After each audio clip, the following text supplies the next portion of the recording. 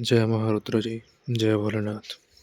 आज मैं आप सभी के साथ अपना सुर सुंदरी यक्षिणी की साधना का अनुभव जो मैंने गुरुदेव के चैनल पे जुड़ के गुरुदेव के कहे अनुसार करी, वो आपके साथ शेयर करना चाहूँगा। मैं पहले भी एक यक्षिणी साधना का अनुभव शेयर कर चुका हूँ, रतिप्रिया यक्षिणी का, और वो वीडियो इस चैनल पे पहले से पोस्टेड है।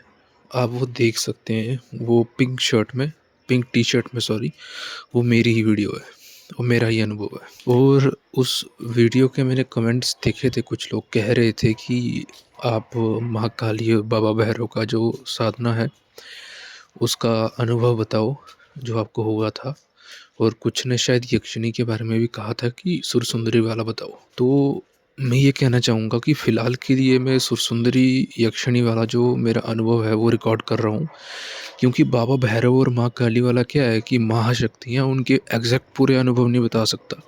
अगर बताऊँगा भी तो थोड़े 50% ही बता पाऊँगा या 60%। तो इसलिए अभी ये वाला अनुभव स्टार्ट करता हूँ मैं। तो बाबा भैरव वाला और माँ काली वाला मैं दोबारा से कभी वीडियो बनाकर या ऑडियो बनाकर रिकॉर्ड करके भेज दूँगा। और प्लस घर से मैं थोड़ा बाहर हूँ अभी, तो अगर बैकग्राउंड में कुछ शोर शराबा या कुछ भी आए तो प्लीज़ थोड़ा सा इग्नोर कीजिएगा। बेसिकली सुर सुंदरी यक्षिणी की साधना मैंने एक बार नहीं करी है, ये 2 या 3 बार की है। बट जो सबसे पहले वाली जो करी है मैंने सुर सुंदरी यक्षिणी की साधना, उसको मैं अपनी काउंटिंग में नहीं लेता हूँ। एक्चुअली ऐसे तो देखा जाए तो 4 बार करी है, उसको मैं अपनी काउंटिंग में नहीं लेता हूँ। काउंटिंग में क्यों नहीं लेता, उसका रीज़न क्या है कि वो मैंने उस समय पर करी थी जब मैं जस्ट गुरुदेव से मिला था। कुछ टाइम के बाद करी थी मैंने वो साधना, और उस समय मुझे इतनी खास नॉलेज भी नहीं थी स्टार्टिंग में, और कुछ भी मेरा इतना जाप नहीं था, इतना मेरा ऊर्जा नहीं थी इसमें। तो उस कारण से मैं उसको काउंटिंग में नहीं लेता हूँ, और कह सकती हूँ कि उस टाइम पर मैं एक न्यूबी था इस फील्ड में। तो जो पहली बार जो साधना करी मैंने, उसके मुझे कुछ ख़ास कुछ बढ़िया से अनुभव तो नहीं हुए, बट जो भी था नॉर्मल ठीक ही था। अब बात करते हैं जो मैंने दूसरी बार साधना स्टार्ट करी।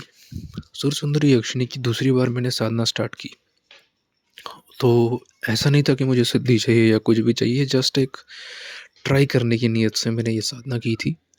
और इस साधना में क्या था कि मैंने गुरुदेव से पहले बात करी कि यक्षिणी के बारे में, तो गुरुदेव ने पूरा बताया मुझे ऐसा ऐसा होता है और आप ऐसे कर सकते हो।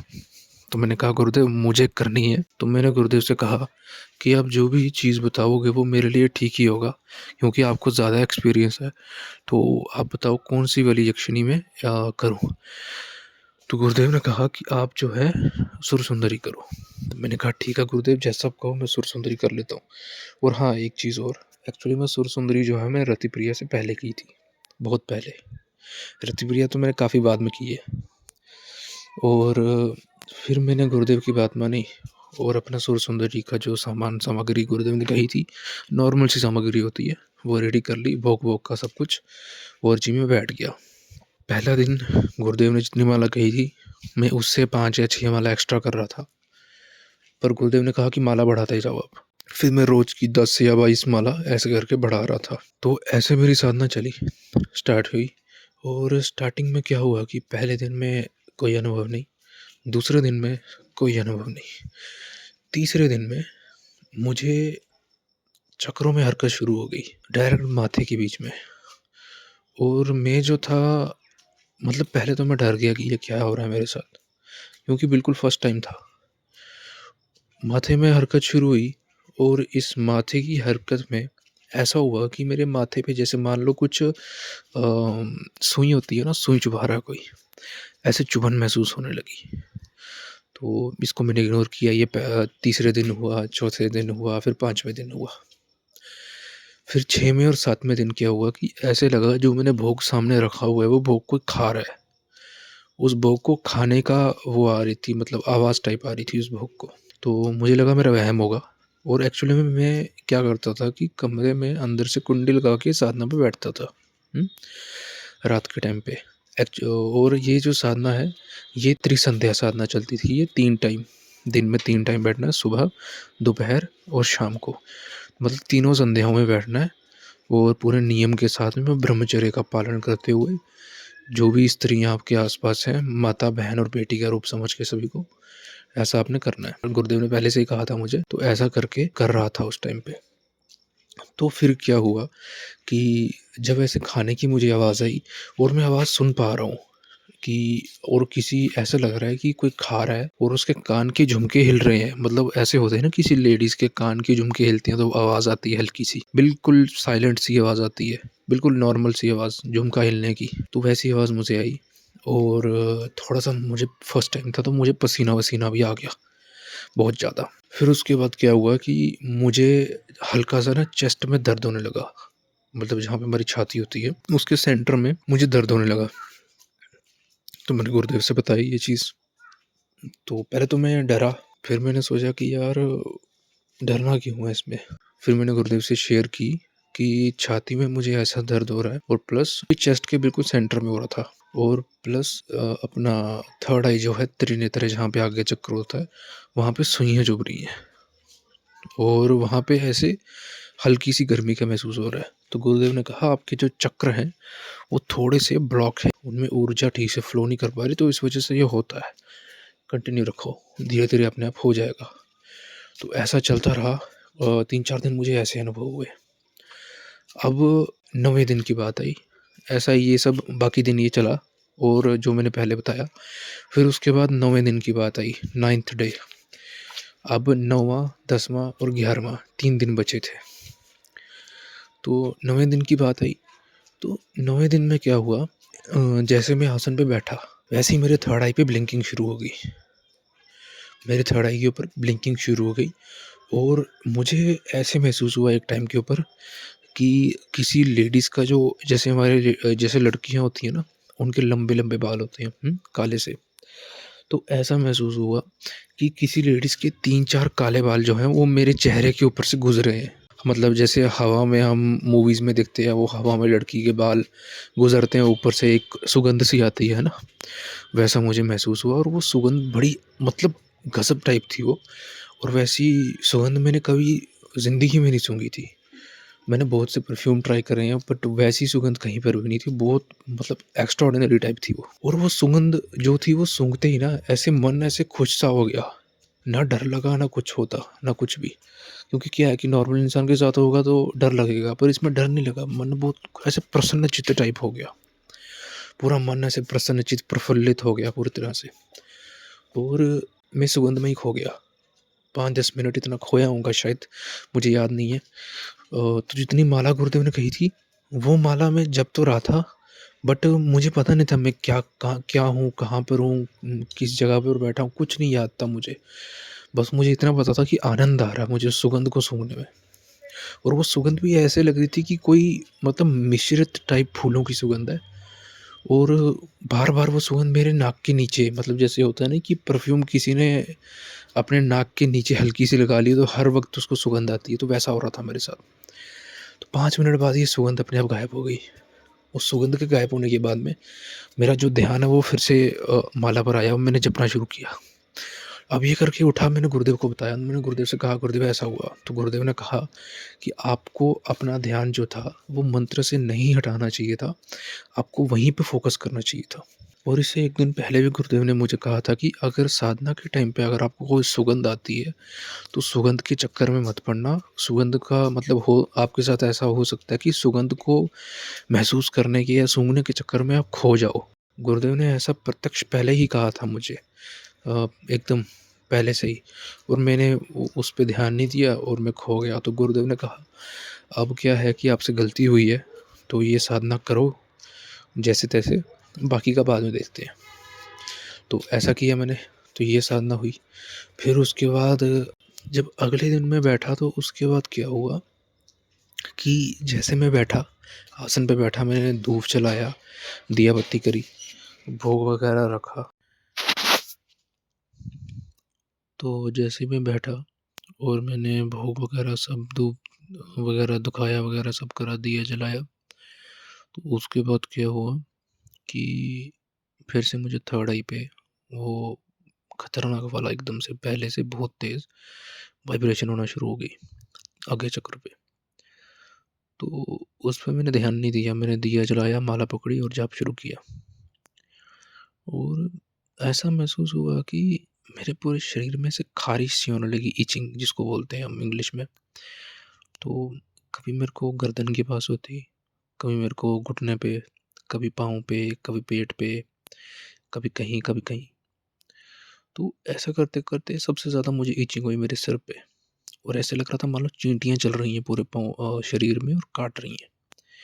ये सब हुआ, और दिमाग में ऐसी पिक्चर बन रही थी कि मेरा शरीर पूरा लाल-लाल हो चुका है।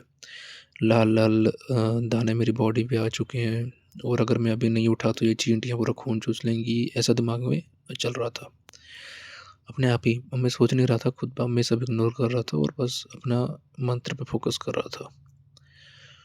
और एक्चुअली में मेरा क्या है कि मैं टाइमर लगा के बैठता हूँ 1 घंटे का, ताकि मुझे काउंटिंग रहेगी कितना टाइम हुआ है।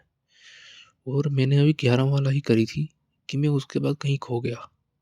मतलब कहीं खो गया, मतलब जहाँ पे मुझे पता ही नहीं चला कि कहाँ पर हूँ, कहाँ पर नहीं हूँ, और 2-3 मिनट में टाइमर बजता है 1 घंटे का। 11 माला आई थिंक मैंने 2 मिनट में 1 माला करता था उस टाइम पे। तो 20 मिनट की 22 मिनट में कर दी होगी 11 माला, और 40 मिनट तक मैं खोया ही रहा बिल्कुल। और 1 घंटे का अलार्म बजा, एकदम से टिंग हुआ, ऐसे आवाज़ सी आती है, मैं स्टॉप वॉच का वो लगाया हुआ मैंने एप्लीकेशन, तो उसमें आवाज़ आई, तब मेरे ध्यान टूटा और मेरे को यार समझ आया कि 1 घंटा निकल गया, बाकी कब करूँगा? तो ये सोच के मैंने स्पीड पकड़ी, और जैसे ही मैं 41 या 51 माला पे पहुँचा, तो मुझे वापस से किसी के प्रसाद जो भोग लगा था मैंने, वो भोग ऐसे खाने की आवाज़ आने लगी वापस से। मैंने इग्नोर किया। इस बार ज़ोर-ज़ोर से चबाने की आवाज़ आने लगी, और लग रहा था कि मानो कोई, जो मैंने भोग में मिठाई रखी है, मैं बर्फ़ी रखता था दूध की, तो वो बर्फ़ी कोई मेरे कान कान के पास आके बैठ के खा रहा है, ऐसे महसूस हुआ। ये हुआ। फिर जब मैं 60 माला पे पहुँचा, आई थिंक 60 या 70 माला ये कुछ हुआ होगा, तो उस टाइम पे क्या हुआ कि अपना, मतलब मेरा नाम कोई दोहराने लगा बार-बार। मेरा ही नाम मेरे कानों में, कभी लेफ्ट में, कभी राइट में, कभी मेरे मन के अंदर, कभी ध्यान में, अगर मैं खो जाऊँ तो ध्यान में मेरा नाम कोई दोहराने लगा, और ऐसा होने लगा। ऐसा ही चलता रहा पहले तो, पूरी तरह से जब तक आखिरी दिन नहीं आया। और प्लस जब मुझे ये खाने की आवाज़ आई इस बार, तो क्या हुआ कि अ, अगले दिन जब मैं वो भोग उठा रहा था, तो क्या हुआ कि जो मिठाई थी ना, वो मिठाई ऐसी थी कि उसकी खुशबू दूर से आ जाती थी, मतलब वो काफ़ी सुगंधित मिठाई थी। और जब मैंने उस मिठाई को उठाया, और एक पॉलीथीन रखा था मैंने जिसमें मैं मिठाई कलेक्ट करता था सभी, जो भोग वाली थी मिठाइयाँ। तो जब मैंने उसमें डाली उस दिन की मिठाई, तो हैरानगी की बात क्या थी पता है? कि वो मिठाई में सुगंध ही नहीं आ रही थी। मतलब बिल्कुल सेंसलेस थी, सॉरी, खुशबू के बिना थी वो मिठाई। ना मिठाई की खुशबू थी, ना किसी चीज़ की, बस एक खुशबू ऐसी थी जैसे राख होती है। तो मुझको लगा कि ये चीज़ जो है, ये मेरा वहम हो सकती है, तो वो मिठाई मैंने थोड़ी-सी अलग निकाल के रखी, उसी पॉकेट उसी लिफ़ाफ़े में। मैंने एक दूसरे पॉलीथीन में बंद करके उसको गाँठ मार के, उस मिठाई को मैंने उसी पॉलीथीन में डाल दिया। और जब साधना ख़त्म हुई, और साधना ख़त्म होने के बाद में ये सब जल प्रवाह कराना पड़ता है। तो जब जल प्रवाह कराने से पहले मैंने क्या करा कि उस मिठाई की पॉलीथीन को मैंने खोला और सूँघा उसको, मतलब स्मेल ली थोड़ी-सी उसकी, और वाक़ई में वो मिठाई बिल्कुल ऐसी थी कि स्मेल ही नहीं थी उसमें। और बाकी जो मिठाइयाँ थी वो वैसी ही थी, स्मेल वाली, खुशबू वाली। और ये जो मिठाई थी ना, ये मिठाई ऐसे कॉटन की तरह हो गई थी। और दूसरी मिठाइयाँ एकदम सख्त थी, और ये वाली मिठाई एकदम कॉटन की तरह हो गई थी। मतलब इसको हल्का-सा दबाओ तो ये मिठाई बिल्कुल ऐसे टूट-मुट जा रही थी, मतलब टूट टूट जा रही थी। तो इस बात से मैं बहुत हैरान हुआ, और इस मिठाई को मैंने हल्का-सा अंगूठा दबाया, अंगूठा दबा के देखा इस वाली मिठाई के ऊपर, तो ये मिठाई ऐसे बिल्कुल टूट-सी गई, जैसे बहुत ही मुलायम सी मिठाई होती है, और भस्म राख होती है ना, जैसे दबाने से राख थोड़ा, ऐसे मान लो राख आपने पकड़ी है, और राख को जैसा दबाते हो वैसा महसूस होता है, वैसा इस मिठाई के ऊपर महसूस हुआ मुझे। तो साधना खत्म होने के बाद ये चीज़ मैंने गुरुदेव को बताई। पहले तो मुझे लगा मेरा वहम है, जब मेरे को इसकी खुशबू नहीं आ रही थी, बाद में मैंने गुरुदेव को बताया। तो गुरुदेव ने कहा वो भोग आपका यक्षिणी ने ग्रहण किया है, और शक्तियाँ जब भोग असल में ग्रहण करती हैं तो बीच में से टेस्ट और स्मेल खत्म हो जाती है, बिल्कुल भस्म जैसी हो जाती है। राख जैसी। तो मैंने कहा, हाँ गुरुदेव, बिल्कुल राख की तरह थी। तो उन्होंने कहा, हाँ, मेरे को पता है कि ये राख की तरह हो जाती है बाद में, बिल्कुल टेस्टलेस हो जाती है और बिल्कुल ऑर्डरलेस हो जाती है, मतलब खुशबू-वुशबू नहीं आती है उससे। फिर आखिरी दिन आया और 11वें दिन के दिन गुरुदेव ने कहा कि आप जो हो, जब रात को बैठोगे अपना जाप करने तीसरी संध्या का, तो उस टाइम पे आपने क्या करना है कि अपना माला बना के रख लो और दिया बत्ती वगैरह ले लो। अगर यक्षिणी देवी आती है तो ऐसा-ऐसा उन्होंने कहा कि ऐसा-ऐसा बोलना और ये सब आपने करना है। ऐसे-ऐसे वचन उनको बोलने हैं। उन्होंने वचन बताए कि कैसे वचन बोलने हैं और इस तरीके से आपने उनका स्वागत करना है। तो सत्कार करना उनका मतलब, तो मैंने कहा ठीक है गुरुदेव। 11वां दिन हुआ। अभी 11वां दिन बहुत ज़्यादा खतरनाक टाइप गया मेरा। तो पहले तो 50 माला तक कोई अनुभव नहीं, मेरे को लगा साधना सक्सेस नहीं होगी, कोई अनुभव नहीं हुआ। कुछ भी नहीं हुआ, ना थर्ड आई पे वाइब्रेशन ना कुछ। फिर मेरे को जहाँ पे मेरा गले का थ्रॉट होता है ना, थ्रॉट में हरकत शुरू हुई और ये हरकत इतनी तेज़ होने लगी वाइब्रेशन टाइप कि जैसे मैं मंत्र बोल रहा था तो मंत्र बोल ही नहीं पा रहा था मैं थ्रॉट से, मतलब गले से बोल नहीं पा रहा था मुँह से। जैसे ही बोलता वैसे ही वहाँ पे वाइब्रेशन शुरू हो जाती है। तो मैं डर गया कि अब क्या करूँ? तो जैसे-तैसे करके मैंने वो बोला अपने गुरुदेव का स्मरण करके, मतलब भगवान शिव का स्मरण करके, जैसे-तैसे करके मैंने निकाला। और इसमें मुझे बस, मैं ध्यान में था, मेरी आखिरी माला ही थी और आखिरी माला में मुझे ध्यान में ही, मेरी खुद की उपज नहीं थी बिल्कुल भी, मैं पहले बता रहा हूँ, मेरे दिमाग की उपज नहीं थी ये। मेरे को ध्यान में एक औरत दिखती है, व्हाइट कलर की कपड़े पहने हुए, साड़ी पहनी हुई है उसने और ब्लैक कलर के बाल हैं उसके। और जैसे हम मूवीज़ में देखते हैं ना, और सामने से कोई हवा आ रही है और वो बाल हवा में उड़ रहे हैं, वैसे बाल उसके हवा में उड़ रहे थे और मुझे देख के ऐसे गुस्से से बोल रही थी मेरी तरफ कि मैं नहीं आऊँगी, तुझे नहीं मिलूँगी, ऐसे-ऐसे बोल रही थी चिल्ला-चिल्ला के ज़ोर-ज़ोर से। और वो आवाज़ बहुत भारी थी, और भारी भी थी और प्लस पतली भी थी सेम टाइम पे। तो मैं डर गया, और डरा तो मतलब डरा नहीं कह सकते, थोड़ा-सा मतलब डर गया ही कह लो उस टाइम पे, क्योंकि वो फर्स्ट टाइम था तो क्या ही करता। तो ऐसा हुआ, तो मेरी वो आखिरी माला हुई, उसके बाद मैंने 15-20 माला एक्स्ट्रा करी उस पे।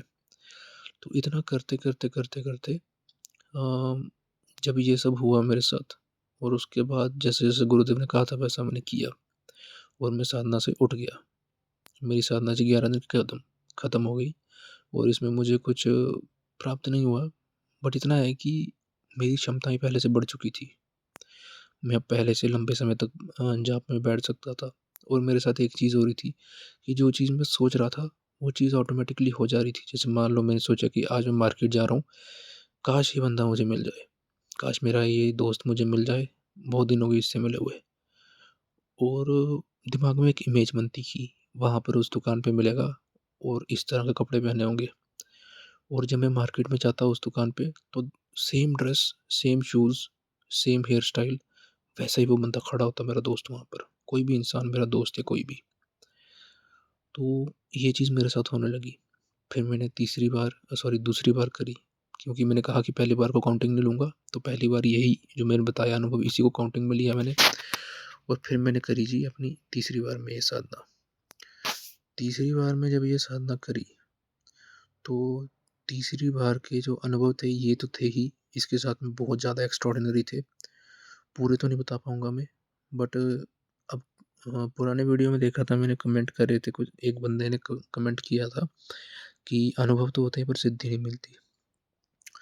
भाई साहब, जिसके पास सिद्धि है ना वो ढिंढोरा पीट के बताएगा नहीं, पहली बात तो। और अगर मुझे किसी साधना में अनुभव हुए हैं तो ऐसा नहीं है कि मैं वो छोड़ दूंगा, मैं वापस से वो करता हूँ। और इसकी सिद्धि मिली है नहीं मिली है वो तो खैर मुझे ही पता है, और सार्वजनिक मैं करना भी नहीं चाहता बताकर कि है या नहीं है। बस मेरे अनुभव शेयर करना था आप सभी के साथ, और अनुभव मैंने शेयर कर दिया। बस इतना ही कहना चाहूँगा कि अगर साधना करना चाहते हैं आप लोग और सच्चे गुरु की तलाश में हैं कि जो ऐसे व्यक्ति जो आपको अच्छे से साधना करवा ले और मार्गदर्शन दें, तो गुरुदेव के साथ पक्का मिलिए और इनसे साधना करिए। और एक ही चीज़ कहना चाहूँगा, पैसा तो देखो लेते हैं, ऐसा नहीं है कि फ्री में कुछ होगा, पैसा तो चार्ज किया जाता है, पर उतनी ही आपको मूल्यवान चीज़ दी जाती है। और मैंने गुरुदेव से आसुरी का ट्रांसफ़र भी लिया हुआ है, तो मैं उसका भी अनुभव भविष्य में डालूँगा। जय महारुद्र जी, जय भोलेनाथ।